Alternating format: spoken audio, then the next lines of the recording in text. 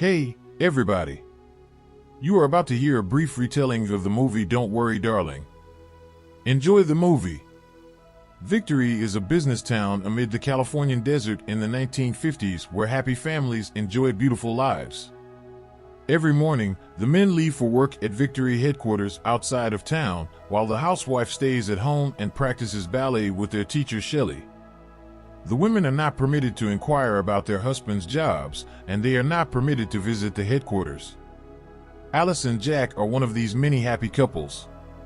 They have a highly busy private life and enjoy holding parties for their neighbors, notably Alice's best friend Bunny and her husband.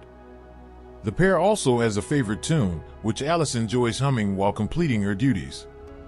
The entire town shakes for a few seconds every now and again, and Alice attempts to ask Jack whether it has anything to do with Victory's projects, but he refuses to respond, and Alice is happy with dropping the matter swiftly.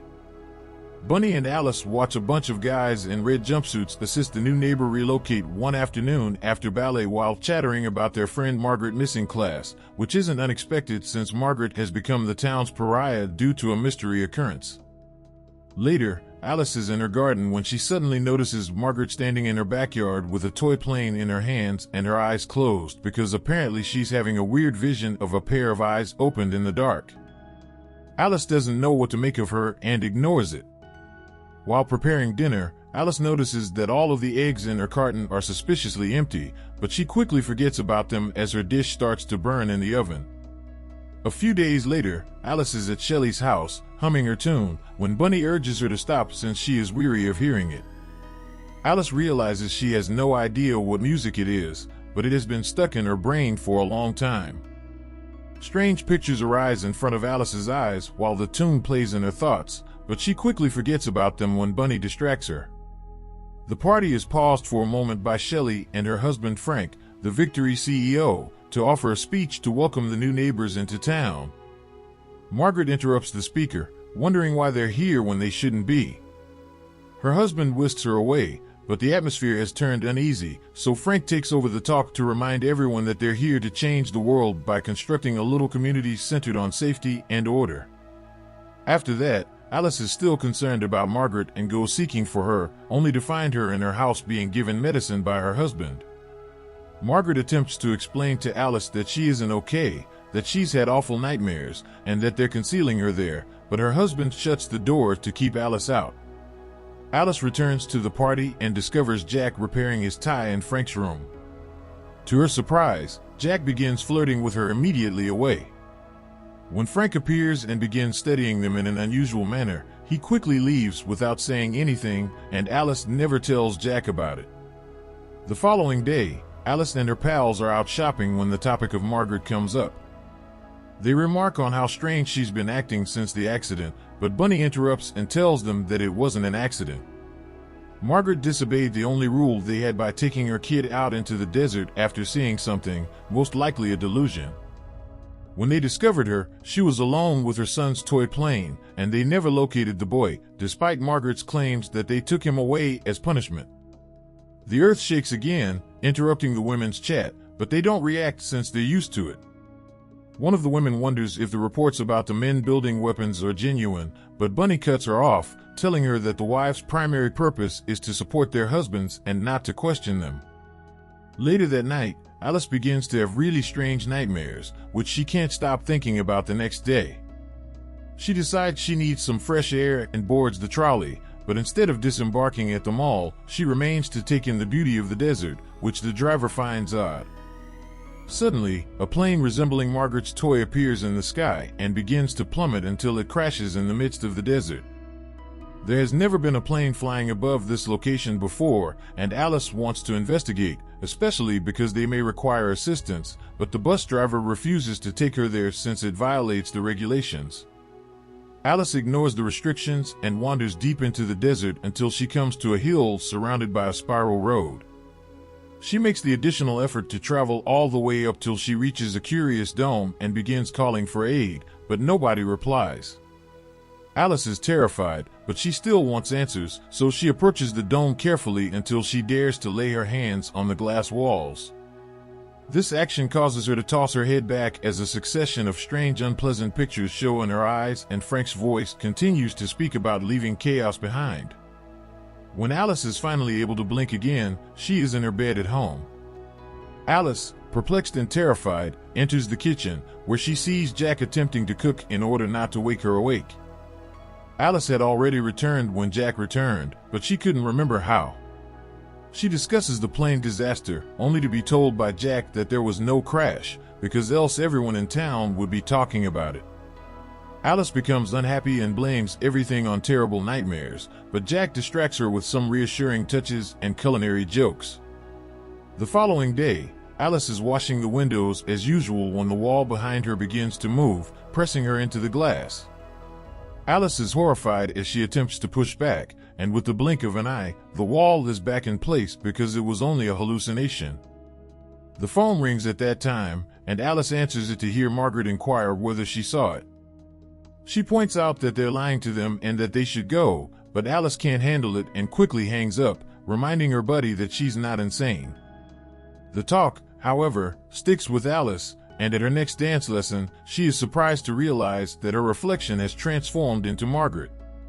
Margaret mimics Alice's every motion at first, but then she places her hands on the glass and begins banging her head, causing Alice to shriek in terror. Nobody else in the room understands her reaction, and when Alice looks back, Margaret has vanished. Concerned about the significance of this, Alice hurries back home and discovers Margaret standing on top of her house. Alice cries at her in tears, pleading with her to stop, but Margaret ignores her and stops the conversation. Alice panics again and attempts to reach Margaret, but she can only take 2 steps before being dragged away by the guys in red. In the evening, Alice attempts to explain what happened to Jack, but he doesn't believe her because Margaret's husband is with her at the hospital and has assured everyone that she is all right, that it was simply an accident while she was washing the windows. Alice gets fed up with being treated as if she's insane and demands to know the truth, questioning Jack about his work and what the firm is keeping from everyone until he breaks. He rants at her, reminding her that answering those questions may spell the end of their lovely life together, and urges her to drop the topic before leaving her alone for the night. Alice is unable to go asleep and attempts to divert herself by watching television, which results in a new hallucination in which she drowns in a pool. It seems similar to how the wall trapped her, but before she can comprehend the significance, she blinks and finds herself standing against the window, as if she had attempted to flee. The next morning, Alice is wrapping the dinner leftovers and doesn't really have a good hold of herself when her hands move on their own and wrap part of her body. After a few seconds, Alice snaps out of it and removes the wrap, taking a big breath as she fully recognizes she's losing it. Jack then summons Dr. Collins for a checkup. The doctor determines that this is stress produced by the shock of witnessing Margaret fall, and when Alice tries to describe what occurred, Collins explains that the mind may occasionally modify reality when it is overwhelmed with grief. He also tries to give medication, but both Jack and Alice decline, claiming she doesn't need it. Alice observes Collins has secret data on Margaret in his briefcase at that point, causing her to inquire as to what happened to her. Margaret, according to Collins, suffered from outbursts and paranoia, which made it impossible for her husband to conduct his job in peace. Thus he was dismissed from Victory and Margaret was taken someplace else to obtain the care she requires. Collins then leaves the house and unintentionally forgets his briefcase. Alice leaps on the bag to hunt for clues as soon as he and Jack leave, but she is distracted by Collins returning when he discovers what he forgot. Alice claims she picked up the bag to offer it to him, and fortunately, her performance is believed.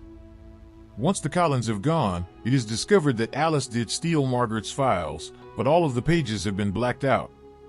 Margaret burns the files in the fireplace while thinking about Margaret and drinking whiskey to drown off her remorse. She's still drinking moments later as she's having a bath, and her mind begins to wander, causing her to see all those awful pictures all over again, except this time she can also see the wonderful moments of a couple hugging one another. When Jack returns home and starts playing music, she snaps out of it, and while Alice is still stunned, Jack appears out of nowhere to ask whether they should have a kid. Alice says she'll think about it. Later that evening, the two of them attend a posh dinner hosted by Frank at a restaurant, where he can't stop staring at her while conversing with Collins in a corner. This pushes Alice over the limit, and she begins to unravel until a dancer comes into the room, offering a performance that reminds Alice of her visions. As the tears start to pour, Alice asks Jack to take her home, but Jack ignores her since Frank is about to make a momentous news on stage. To everyone's amazement, Frank summons Jack and informs him that he has been promoted. Everyone starts rejoicing, but this is the final straw for Alice, who flees to the toilet, where she has the vision of the pair again. Bunny appears unexpectedly to check on her, and Alice attempts to explain everything, but Bunny cuts her off, scolding her for disobeying the rules.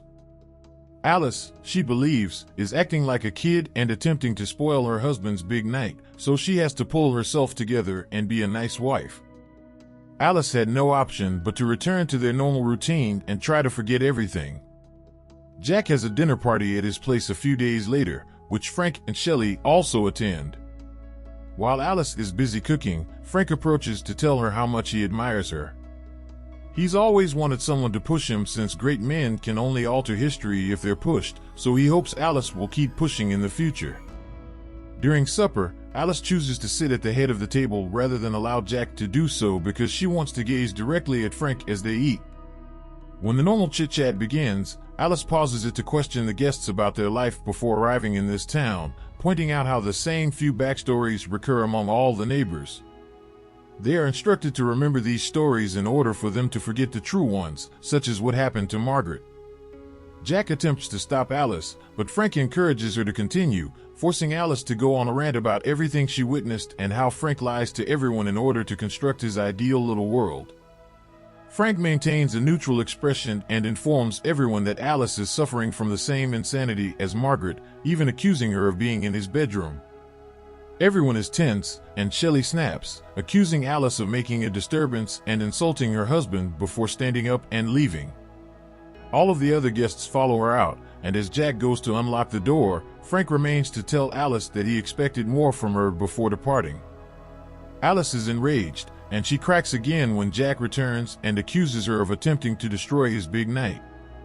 She instantly approaches him to vow that wasn't the truth, that Jack is more important to her than this life in Victory, and that they must leave before it damages their love. After much pleading, Jack ultimately caves and agrees to accompany her on their escape. Alice wastes little time and rushes to pack the bare necessities before joining Jack in the car, who surprises her by abruptly apologizing. Alice has no idea what's going on until the guys in red arrive to pull her away, and Jack begins to scream as he hears his wife's calls for assistance. Alice is sent to the hospital for electroshock therapy. While her entire body hurts, she starts having glimpses of the pair again and realizes it's her and Jack living in current times and singing that irritating tune. This Jack has been laid off, but Alice says it's fine since she can work another shift at the hospital where she works as a doctor. Taking double shifts starts to wear on Alice, and when she gets home late, Jack doesn't help her mood by forgetting to cook supper and having the audacity to be insulted when Alice is too exhausted to get busy with him. Finally, Jack spends his night listening to Frank's podcast, which promotes a means for guys to realize their true selves outside of the culture that suffocates them. Alice awakens again at Victory's hospital some days later. When Collins claims that she's been repaired, Alice is transported back to town, where she resumes her regular routine as if nothing had occurred. Days pass peacefully until one evening, Jack returns from work humming that irritating tune once more. The Jack from her dreams is subsequently shown to be genuine, and he's applied to be a part of the Victory Project, where he may choose to have the perfect life. This has given him access to a unique computer that he maintains at home, and Alice is connected to it 24 hours a day, 7 days a week, because her existence in Victory is a simulation. This is true for all of the spouses there, and Jack, like the other men, connects to it every day for a few hours then disconnects when he enters the desert headquarters. The rest of the time, he is in control of Alice's real body and must work at a low-wage job to pay for the machine. Back in Victory, Alice collapses on the floor in agony, overcome by the pictures that have just entered her head. She demands an explanation from Jack, who becomes angry and says that he did it to give them a wonderful life because they had been unhappy. Alice still thinks he's a jerk for stealing her autonomy and attempting to convince her she's insane. She's also concerned about the other women and their children, but Jack quickly stresses that the children aren't real, they're also part of the simulation. Then Jack falls to his knees, pleading for mercy while clinging to Alice, making it difficult for her to breathe. Tired by her husband's falsehoods, Alice takes a glass and hits Jack with it, knocking him unconscious. What she doesn't realize is that dying in victory kills you in real life, and as the real Jack shuts his eyes, Frank receives a call informing him of what has occurred. Bunny enters the home at that point since she has heard some noises and instantly covers Jack's corpse before attempting to soothe Alice down. Alice attempts to explain everything, but Bunny admits she already knows. She picked the simulation because it's the only way she can have her children back after they died in real life. She also informs Alice that she must travel to the headquarters and detach herself because Jack can no longer do it in the actual machine. Alice is terrified, but she obeys Bunny's request, only to discover that all of her neighbors have also arrived. As the street lights start bursting, the ladies see something is wrong, but the males are focused on inquiring about Jack and attempting to stop Alice. Bunny seems to push the guys away, allowing Alice to jump into a car and drive away just in time before the men in red arrive, snatching automobiles to pursue her. While Alice manages to leave town without incident, things become more problematic in the desert when the guys in red begin to strike her car with theirs. Dr. Collins arrives in his own automobile and speeds to assist in capturing her, but as Alice finds herself encircled, she quickly pulls the car out of the road, causing Collins and the others to collide. With the phone on speaker, Frank learns of Collins' death at home, and Shelley hears what's going on as well. While Frank is preoccupied issuing instructions, Shelley comes and stabs him, stating it is now her turn. Alice drives through the desert till she comes to a hill and takes the road with the automobile, but the vehicle becomes stuck on a terrible bend. Alice, still unwilling to give up, climbs out of the car and begins running, believing that the automobile in the road would deter the others. Unfortunately, the guys in red abandon their cars and begin ascending the slope to catch up with her, so Alice must push her body to the limit in order to sprint all the way up. When Alice arrives at the dome, she sees Jack holding her and urging her to stay, and she recalls their time together in real life. The guys in red arrive behind her at that time, reminding her of what she needs to do. Alice rushes to the wall and places her hands on the glass, flinging her head back as the horrible pictures and memories of her resurface. Everything goes black, and Alice exhales.